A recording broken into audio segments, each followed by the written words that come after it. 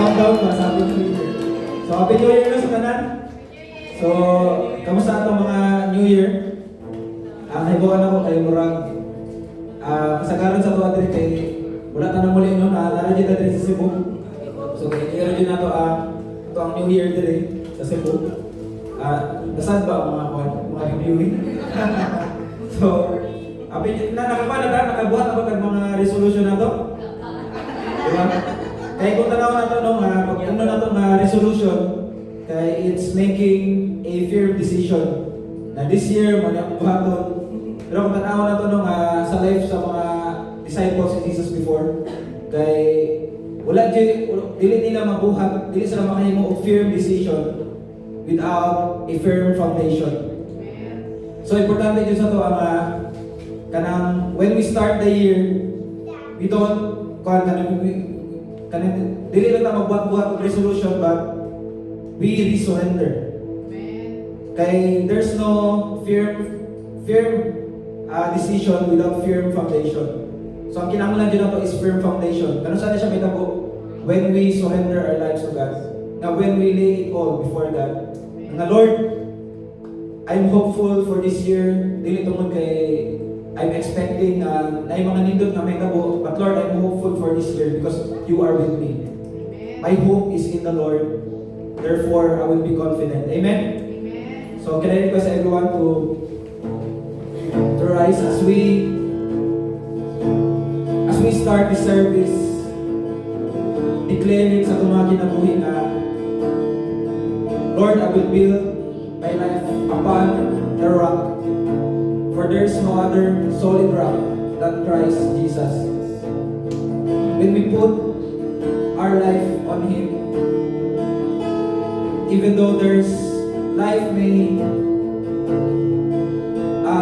we may face storm in our lives, but when our lives are on the solid rock, Christ Jesus, then we will not be shaken.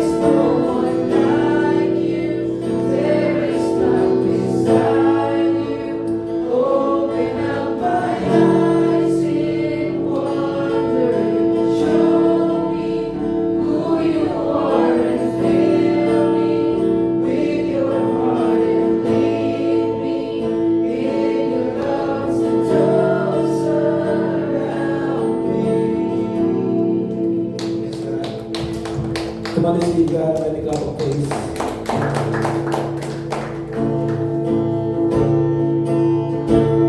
Lord, we meet together as a church. Lord, we remember and we acknowledge that you are our firm foundation, God. If, Lord, if we will choose today where to put our life, God, Lord, we will put it on the solid rock. Our Savior, our Redeemer, the one who will never fail.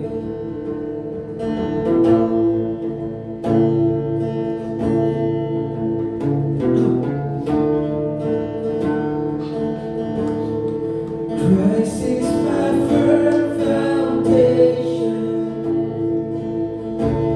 the rock on which I stand when everything around me is shaking.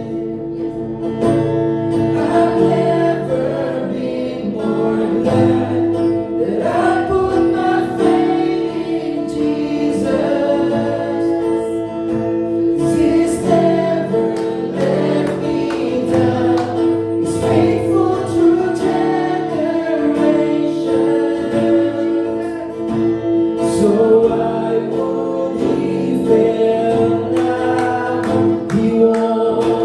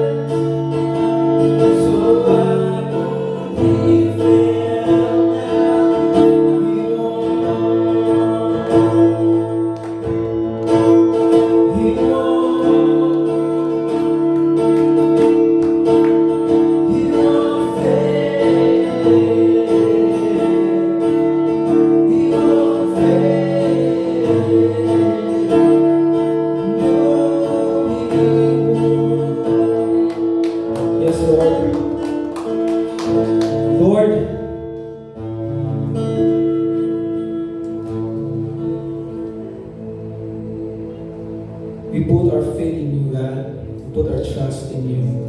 For we know that you will never fail, God. That you are the firm foundation. That all other grounds, Lord, are like a sinking sand. That you alone is the solid ground on which we can stand firmly, God.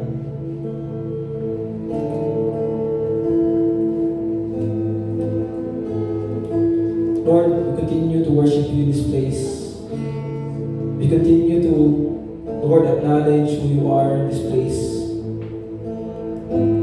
That you are our God, our strong tower, our refuge, our stronghold in times of need, our ever-present help. Lord, 2025, it's not an easy year, God, but Lord, you have sustained us, Lord. We survived, and we are still standing, God, for your grace is with us, for you are with us, for your grace is sufficient for us. And Lord, with that, we give you thanks. And with that, Lord, we give you all the glory.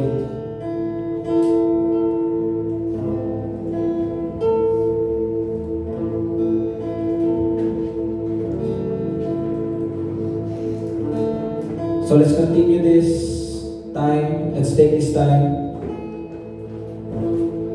to once again remember what the Lord has done for us. Can I request the ushering to distribute the elements?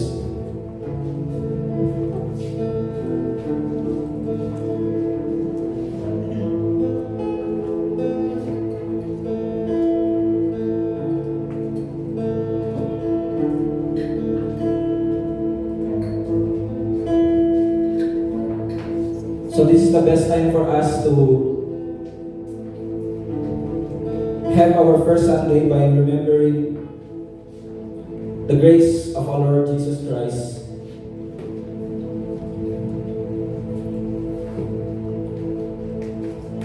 The great thing that He has done in our lives.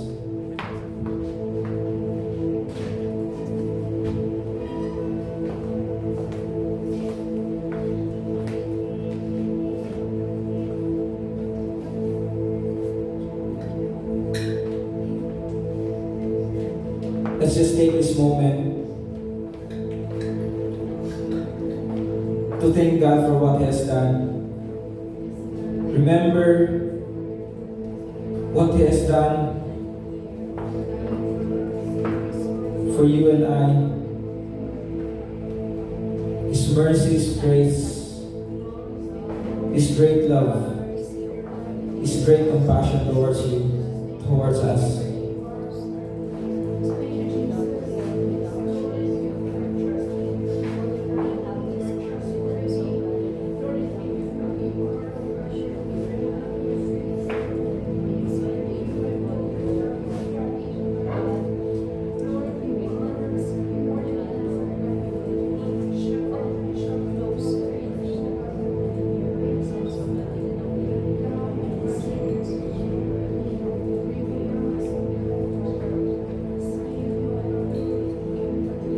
Lord, as we partake these elements, God, the bread that represents your body and your blood that represents your and the wine in the cup that represents your blood.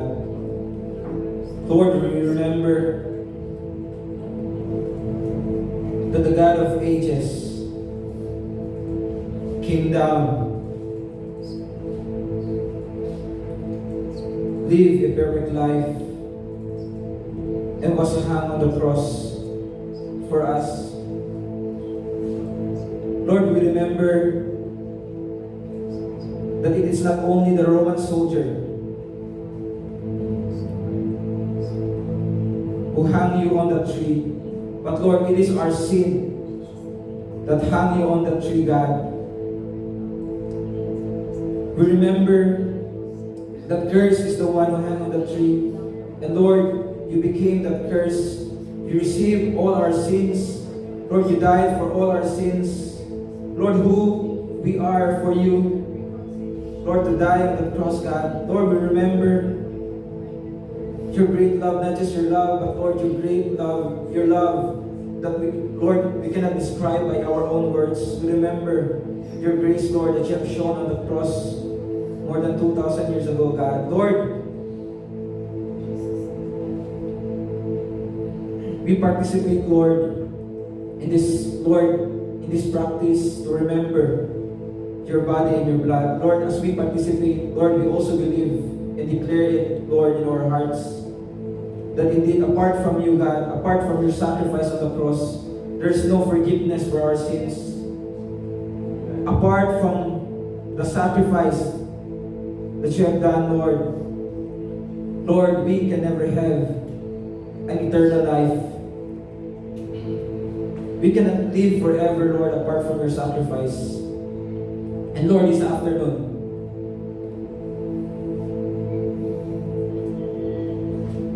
Lord, as we remember what you have done for us,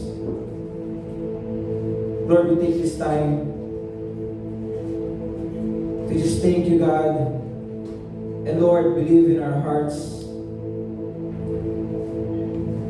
that you are our bread, the bread of life. That whoever believes in you shall have eternal life. That anyone who drinks of this cup, their sins will be forgiven. Lord, we remember how good you are. We remember that we don't deserve this, Lord. We don't deserve this kind of love. And right now, Lord, we just receive it, God, with an open heart.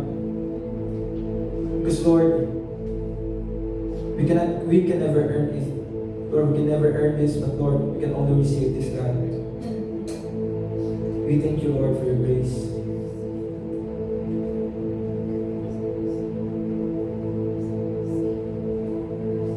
Can we lift up the bread that represents the body of Christ?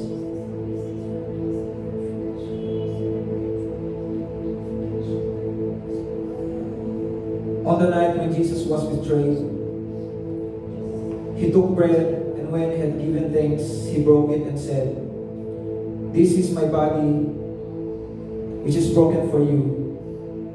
Do this in remembrance of me." Shall we partake the bread?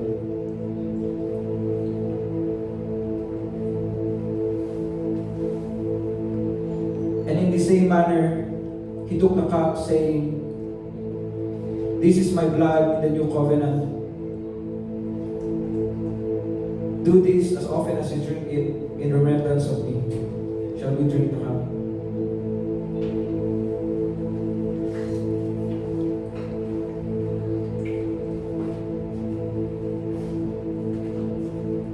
And as often as we partake the bread and drink the cup, we proclaim the Lord's death until He comes. Lord,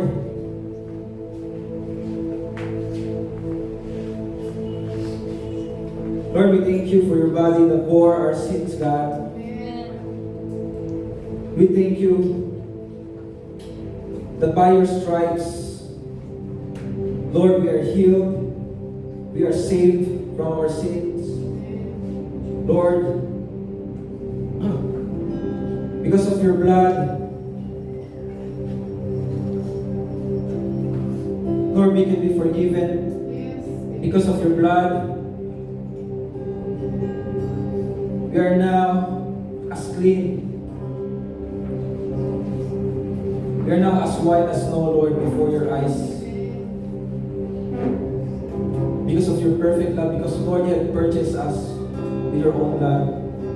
And therefore, Lord, our hearts in this place are full of gratitude, God. And Lord, this place, we just want to honor, to glorify, to worship one name, and that is the name of Jesus. We thank you, God, for your sacrifice.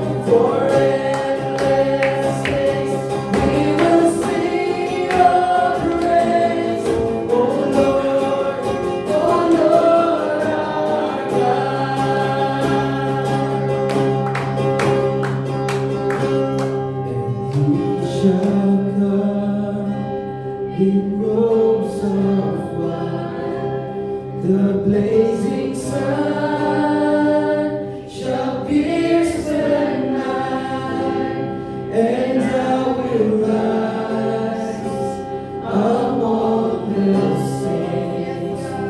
My gaze transfixed on Jesus' face.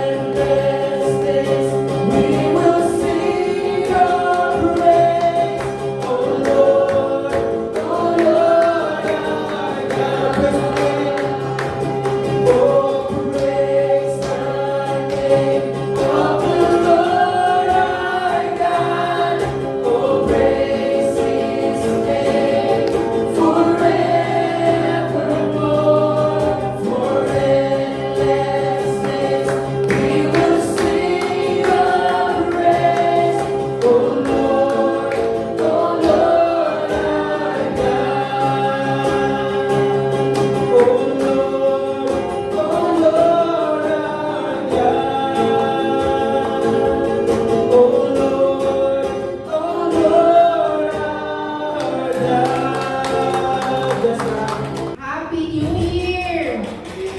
Tingnan yung katapat. You are new in this year. Diba ba po? New you!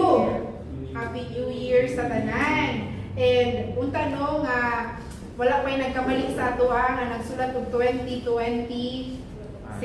Nga gibuhat og 5. Ano man nila the first mistake daw a person will do every New Year is ang petsa. Wala pa ba? Wala pa.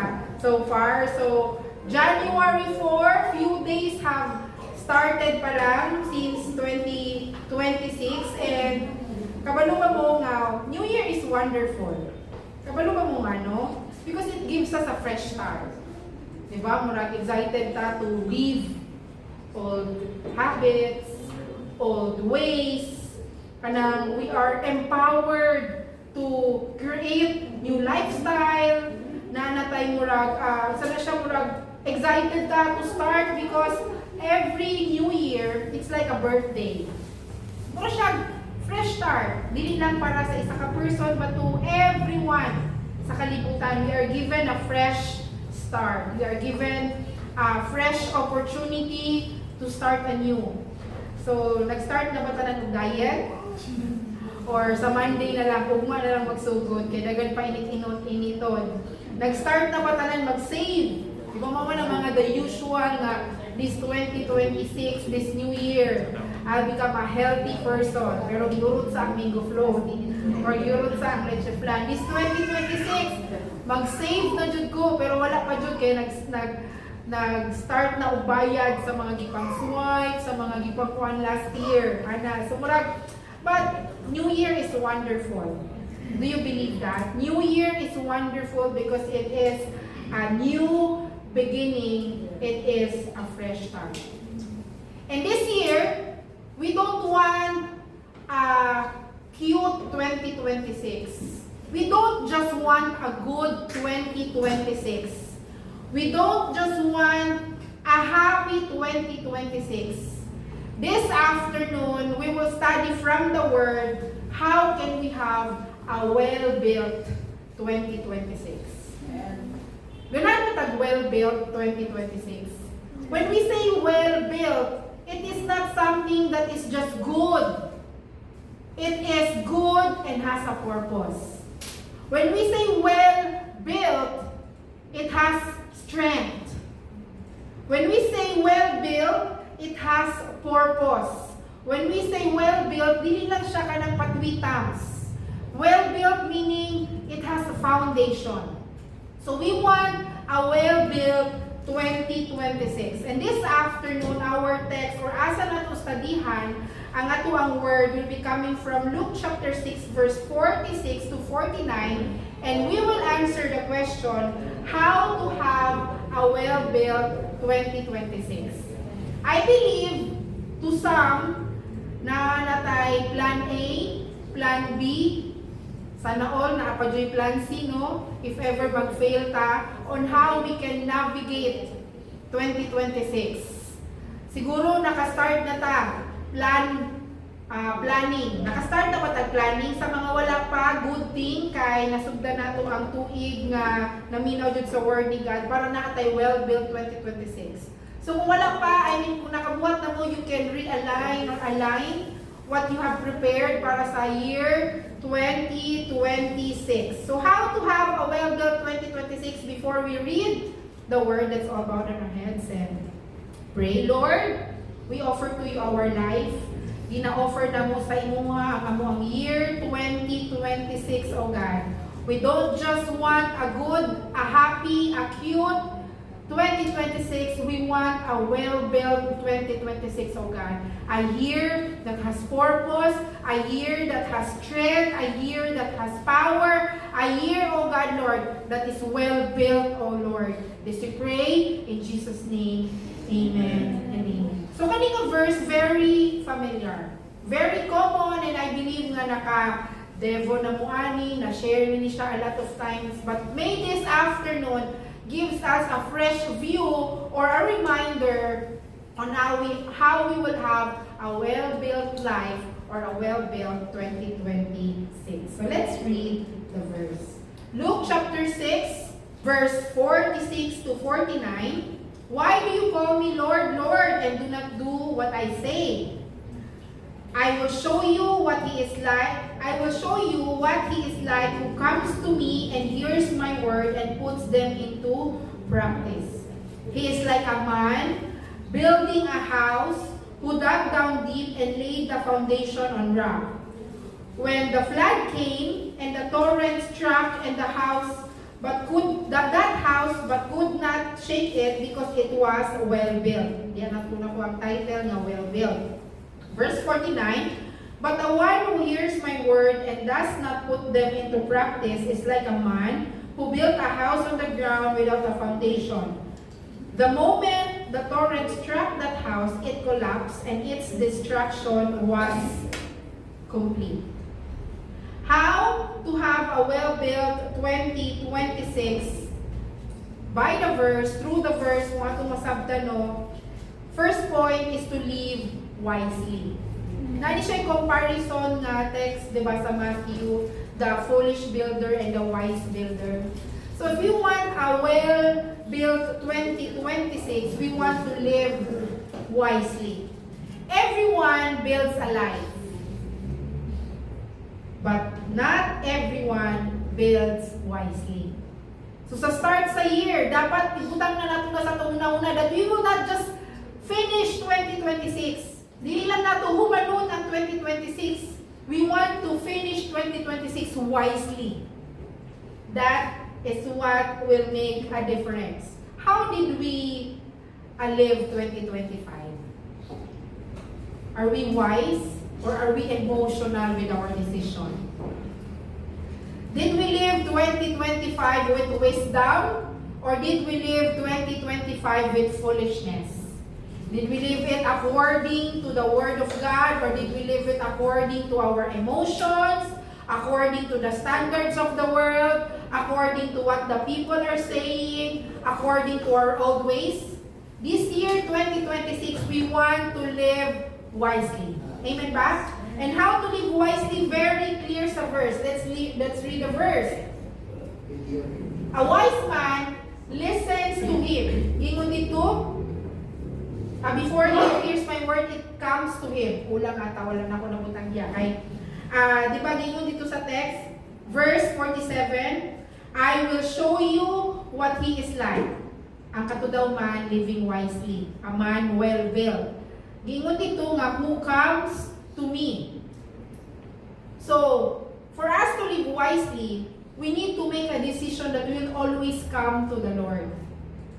Usually, we come to God when everything is broken. When everything is kanang guba na. Diyan na tamo duol sa Ginoo. But according to the verse, we come to God. Wala pa nagsugod ang tanan. It's very nice no nga we are starting the year wise. Not with having a lot of prayer, resolution, but we are coming to God first before the resolution. We come to God. Because when we come to God, we acknowledge His authority over our lives. When we come to God, we acknowledge that we cannot do it on our own strength. When we come to God, we acknowledge that He is the great builder and we are just good stewards. Dili kita ang gabil sa atong kinabuhi. Kita lang ang stewards nga gitagaan o kinabuhi. That's why the verse says, "Come to me." For us to have a well-built life, dapat sugdan pa lang karon nga every day, Lord, I will come to you. Not just come to God when everything else is messy, but come to God before the mess. Come to God before everything else. Come to God. No? Very simple. But a truth that is not applied. And we don't want to hear that. We don't want to hear it na it is something that we not always apply sa atuang kinabuhi. We always make time for what we love. There is no such thing as no time. Wording pa ni Peter Tanchi, there is a myth of no time. Dili jud tinuod nga wala tay time. It's just because the problem is not the time but that priority. We want to have a well-built life. We want to have a better 2026. We want to have kanang a year that is better than last year. So for us to do that, dili lang ta dapat faithful sa atuang New Year's resolution. We need to be faithful in coming to Him every day. Ina yung katapad, come to Him. Come to Him.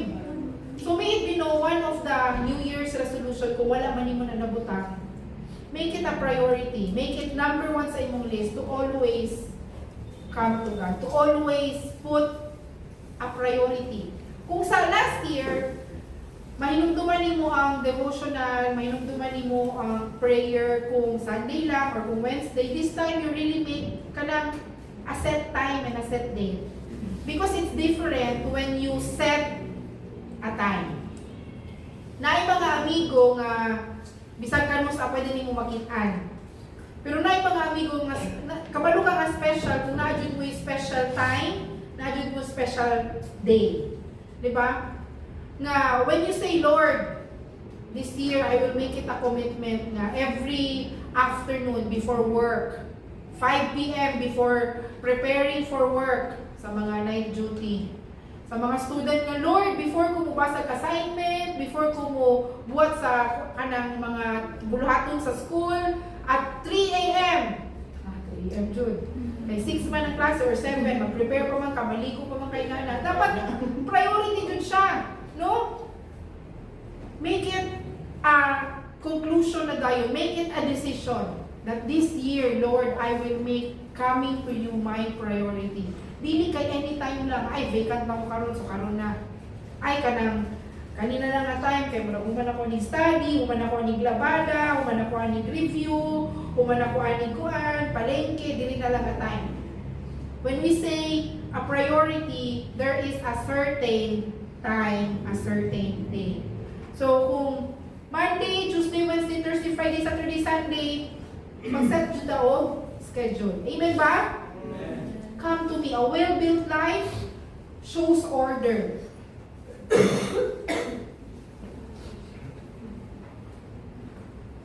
So if you want to live wisely, we need to have order in our time. And the first thing is our time with the Lord. So, diyan nato makita kung love ba jud nato ang Ginoo, kay we will really put a time for the Lord. So that is how to live wisely, we come to Him. How to live wisely, naragyan po sa verse, we hear His word. And when we say hear His word, we listen to Him or we hear His word according sa verse. So, when we say we hear His word, dili ta maka-listen, dili ta maka-hear sa iyang word kung in the first place we don't have time. So, mao tong importante nga mag-set ta og schedule so that we can hear and listen to the word.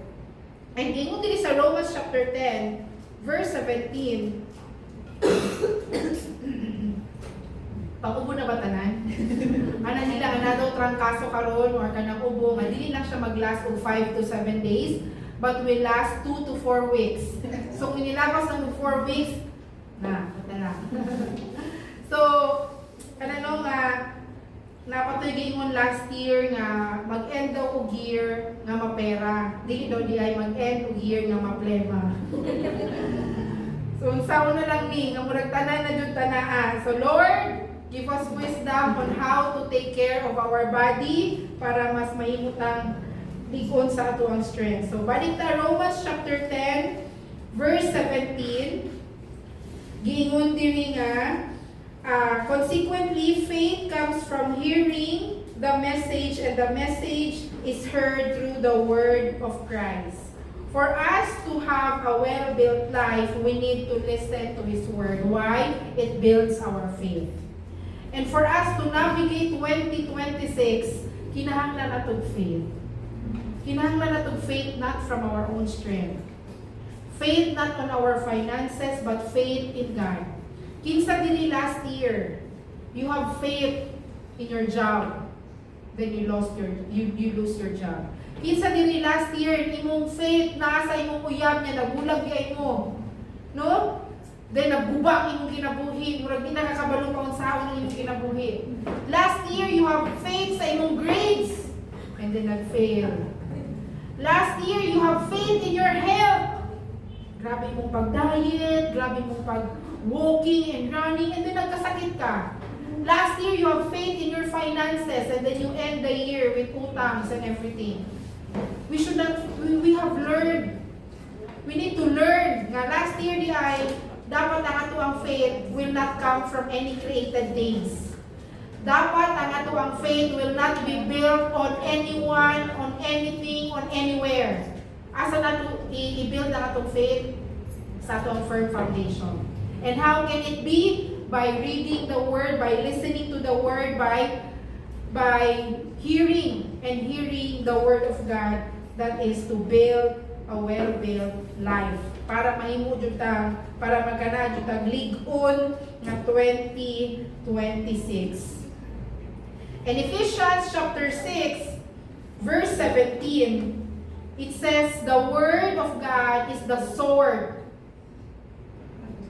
the only weapon given to us. And how many of us experience 2025 wala tayo weapon, puros defense lang, inana. Or wala jud, lupasay sa trials, grabe, bugbog sa mga problema sa kinabuhi. And we have learned that sometimes in life we need to fight.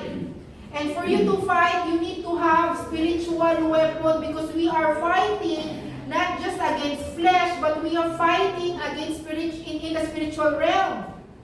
And to have a well-built 2026, the Word is telling us not just to come to God, but to invest in having spiritual weapon. That when we wake up, we have doubts, we have a sword to combat lies. We have a weapon to fight against any fate na ginahatag sa kalibutan. That's why we need to listen to His Word. We need to hear His Word. We need to be prepared because the Word of God is a weapon against the enemy, against the spiritual battle. And we have learned, diba, 2025, maudi ay, nahulog po sa tentasyon, maudi ay nga, weak kayo akong faith, maudi ay nga, nag-fail ang akong mga plans because I was weaponless. The Bible is present in our home. The Bible is very accessible in our phone. But sometimes Christians don't take advantage to the weapon that was given to us. And that is the Word of God. That's why, nakita lang ko sa verse, no? For us to have a well-built life, we need to come to Him, we need to listen to Him. And don't just listen during Sunday. Don't just listen during Wednesday. Listen to Him daily. Kay, no wonder we fail in our spiritual health because we only eat once a week. Nag-fasting. No? Di ka makakaunog 3 times a day. Feeling na di mo gidaw-daw na ka sa kalibutan. Dili ka makakaunog enough daily. You feel nga life is challenging. How much more spiritually if you only eat the Word of God once a week? Nagani uban, hindi pa makontento sa 3 times a day na may pre-meal, after meal, pa-lunch, na may merienda, na pa midnight snack. No? I feel weak, abday breath. Pero sometimes bored ready ito, no? Ano sila, bored lang ka. Ayaw kagtanaw sa ref. Kay bored lang. We give importance to our appetite, our physical appetite. We feed what we want, forgetting that we have a spiritual life. Duha itong kinabuhi. We have a physical life and a spiritual life. Atong physical life, this will not end until eternity. Our physical life is temporary. Ato ang spiritual life is eternal. Ato ang spiritual life should be given more importance than our physical life. That's why, come to Him, listen to His Word, be prepared this 2026. How? Setting a time, reading the Word, being prepared, having a weapon. Amen ba? Naramatay na sabtan? Kaya importante din, di ba? Start sa year 2026. We don't want to shock na lang ta. May na, August na nila. Unsa naman ako ginabuhi? Nana nila secret. Well-built life. You want this. Saan na lang niya tumubo. Asensya na John. Number 3. How to live wisely. We need to follow Him. We need to put into practice. Kay ma-impact daw kung sige tagkaon, pero naroon sa tuwang muna-una, din nato i-put into practice. James chapter 1 verse 22, it says, do not merely listen to the word and so deceive yourselves. Do what it says.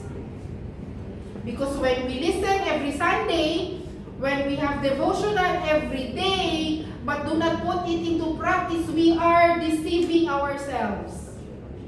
Inawinuangan lang mo yung kaugalingon. Na abi ni mo ligon ka, abi ni mo ka ng ready na ka for the battle. But when we don't put it into practice, murarag di palit ka o 25 kilo nga dumbbell, kita para na ni mo higda. Mura kang ipalit og running shoes, i-display ra nimo sa usa na siya sa shoe rack. Nipalit ka og mga gulay sa carbon nga perting daghana nalatak ra sa ref. Nagpalit ka mga whey protein, kanang mga healthy shakes na expire lang. Nalagi mi katawa sa no? Anak ka, mupalit mo December, my gift for myself is a healthy, at kanang sana siya, kanang running attire. Pero di na rin magsigo. Kaya wala gigamit. Living wisely is putting it into practice. That's why we see it in a sentence. You come to me, you listen to me, and you follow me. It's in one sentence. It's not come to me period, follow me period, listen to me period. It's in one sentence. For us to have a well-built life, dapat naana ang tulo. We come to God, we listen to God, and we follow Him. Inay mo katapan, follow Him. So that is how to live wisely. Seek Him, listen to Him, and follow Him. Why? If we will not live wisely, we will be compared to a foolish man. It's a foolish man. Kani? In verse 49, but the one who hears my word and does not put them into practice is like a man who built a house on the ground without foundation. Na-word ni God, pero wala giput into practice. So he's like a foolish man. Tanawa na yung katapan. Foolish ba na or wise? So the moment that the torrent struck that house, it collapsed and its destruction was complete. If you want a destructive 2026, hala, sige basa. Sige duwat ng devil, but not put it into practice. Do you know that the enemy doesn't care if you come every Sunday? The enemy will not be trembled if you have devotional notebook in a Bible. The enemy will be trembling the moment you put everything you have read into practice. The Word of God says, love and forgive. Ay, kabalo ni siya, pero di man dyan siya mo forgive. Okay na lang siya, leave him alone. The Word of God says, flee when there's temptation. Gidevo lang ito. Napakay mga technique 1, tip 1, tip 2 on how to overcome. Kuan, ana, kabaluta. Ay, kuan lagyan ko na siya. Give in na siya sa iyang flesh. Dili na siya battle sa usayang natunan. Ang enemy may walog, leave him alone. Okay lang. Okay na siya. The Bible is telling us to be patient. Sa traffic, makain mo dyan ko si Elvis, ma-challenge yun na siya, no? Ikanudevo, kaya everyday mo dyan na siya gadevo, gakwan, kadawon dyan, mag-make time dyan na siya, tulog pa minta na, tulog pa si Franzel, ana. Pero pag sa traffic, yan, ano siya, ay, sama na siya, nagkuhan, ani. Sama na siya, ay, nagdebulay ko. Or mag-remind ko sa iya nga, uy, wala, kailan ba, hindi ay kalibamon radyo na siya kung kadali. Mga radyo na kung yun yung sa permitting. To put it into practice. Sa mga mag-asawa, di ba, mag-away, inana. But the Word of God says, wives, submit to your husband. Husbands, love your wife like Christ did. Ay, lisod kay buhaton. Children, obey your parents in the Lord. No? Sa mga nasa word ni God, daghan. And these are the things very difficult to put into practice. But the Word of God is telling us, if we don't put it into practice, you are a foolish man. If you want a well-built 2026, panikamuti to follow the Lord. I am not saying that you will be living a perfect life. I am not saying that starting today, dapat dili na ka magkamali. What I am saying is, if nagkamali ka, panikamuti ka, dili na po ka magkamali balik, dili kay ay, inaani na jud ko. Ay, wala na jud ni chance, mauna jud ni kinabuhian nga na ako, inaani jud ko, dili na jud ni ma-change. You are living a lie. Because the blood of Jesus, the resurrection of Jesus has given us a new life. We are a new creation.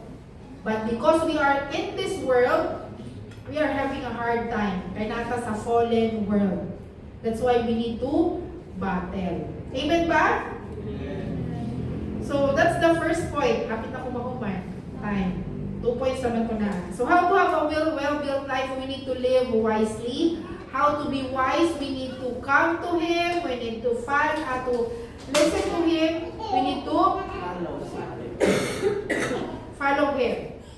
Second, we need to live intentionally. How to live intentionally? Makita natin dito sa verse 48. And I would like to highlight the word dug down deep and laid the foundation. So nag-dug down deep siya. Wala lang siya na-adyo yung intention, living intentionally. Dili lang siya, wala lang niya gibutang, or nag-build nga diha lang, nag-dug down deep dyan siya and laid the foundation on the rock. Not in the sand, nga easy lang buhaton, but on the rock that takes effort, that takes time, that takes energy. So the Bible is telling us that it is not easy to have a well-built life. Nga naman, we need to create a lifestyle of reading the Word of God. We need to create a lifestyle of coming to Him, of praying. We need to create a habit of obeying and following Him. And it's not easy. But to have a well-built life, we need to live intentionally. Nga atuang New Year's resolution will not stay on papers, but will be put into effort, dug down deep, and laid the foundation. We need to make an effort, we need to give strength, we need to work hard for it. Dili na siya magic na, Lord, I want a wonderful 2026. Boom! Nindot tayo. The Lord will not promise a wonderful 2026, but the Lord promises that He will sustain us if we come to Him, if we listen to His Word, and if we follow Him. We need to be intentional. The wise man did not choose the sun. Diba? Sa Matthew, makita po nato ni nga, foolish man builds foundation on the sand. Kaya ang sand, magudali na siya kanang kutkuto, ninana, dali lang mo gani para sa mga bata na magbuhat og castle. Anytime pwede ra mabungkag inana. A wise man dug down deep and laid the foundation on a rock. So when a flood came, ang baha daw struck the house but could not shake it because it was well built. So for us to have a well-built 2026, we need to live wisely. We need to live intentionally. And for that, the church have prepared. Pray, plan, prepare. This coming January 7, an encouragement for everyone. Anong encouragement mandatory? Because it's your decision. We make something as a church, but it's your decision. Kung ganan ba yung well-built 2026, we need to have a prayer and fasting. January 7 to 27. So kung napa mo yung mga lechon, napa mo yung mga humba, napa mo yung mga mango float, napa mo yung mga leche flan, and macaroni salad, napa mo yung 2 days na hotdog to. No, napa mo yung Monday, and napa mo yung Tuesday, napa mo karong gabi, no? Napa mo yung spaghetti nga nag-freeze na, punta na ipamhatag sa kapitbahay. Sugda na to, this coming Wednesday, January 7, for 21 days until January 27, we will surrender our 2026.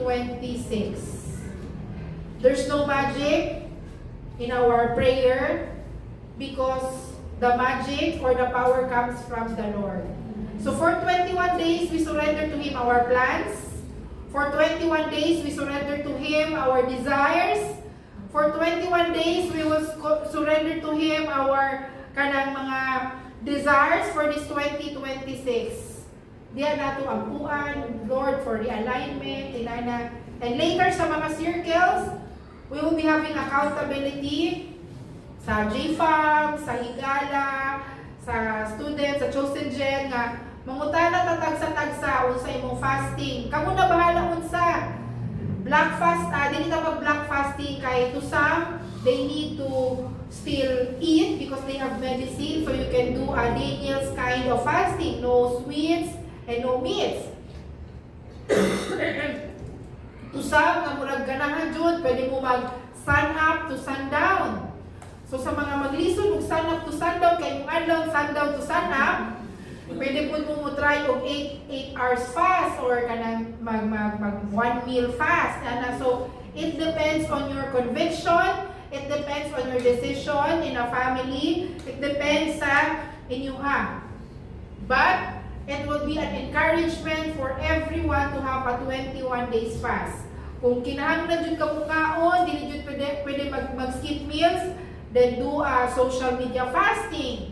Do a kanang no Netflix, no kuan, unsa man na siya, no games, no phone.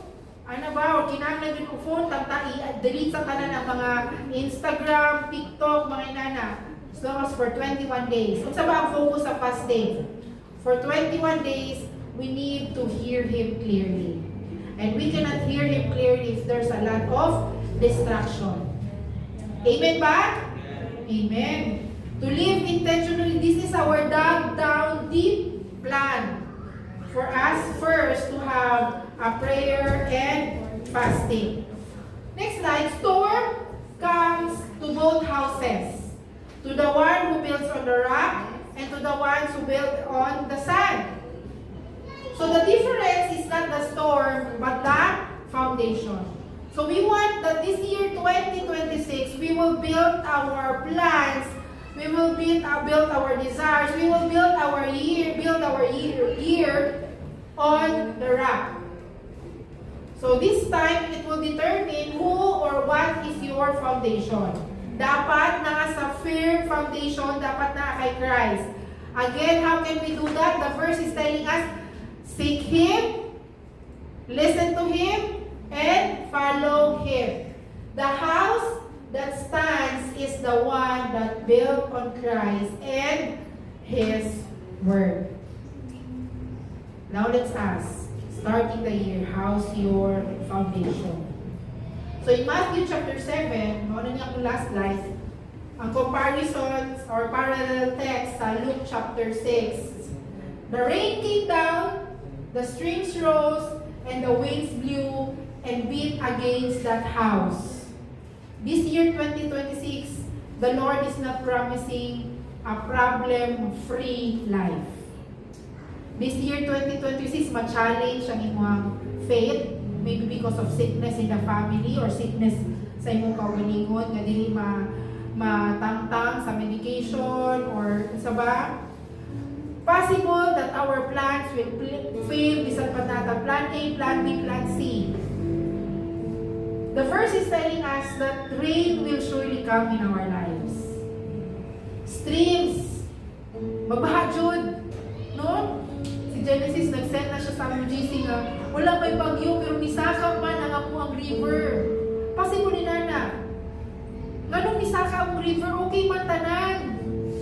Ganong nisaka ang kaning parts sa akong life, ganong nagbuhan ni siya nga, okay man tanan, it's possible that it will happen. The wind will surely blow and challenges in life, temptations will blow us. But the Word of God says, if the person who is a wise man will not fall, his house will not fall because it had its foundation on the rock. So we want this well-built life. Unlike sa 26, that everyone who hears this word of mine and does not put them into practice is like a foolish man who built his house on the sand. So this year, we don't want to be foolish again. My Lord, I admit 2025 I have become foolish. 2025 I have put my foundation or I have built my life with a wrong foundation. I can admit, Lord, maudi ay hapit na ko ma-80 years last year. Maudi ay, Lord, hapit na ko biya sa simbahan kay maudi itong atay, malayo kayo sa imuha. Maudi itong atay, madili dyan ko maminaw sa imong word. Maudi itong atay, madili dyan ko maningkamot yung seek sa imuha. We've learned. So this year, 2026, we will come to Him, we will listen to Him, and we will follow Him. We will put it into practice no matter how difficult it is. So a good recommendation for devotional this month of January, although nag-start na sa January 4, is the book of Proverbs. Kung wala mo reading plan for the month of January, because Proverbs is a book of wisdom, and we want to live wisely. Let's live wisely and live intentionally. I hope that everyone's year will be a well-built 2026. Whether there's storm, mas kusog pa sa Tino, mas kusog pa sa Odette, napay earthquake, mas kusog sa nahitabo dito sa north, sa atong kinabuhi, no? We can still say, I'm a well-built Christian. We live wisely, we live intentionally. We seek Him, listen to Him, follow Him. We dive down deep. We pray, plan, and prepare to be storm-proof Christian. I hope that everyone is ready and excited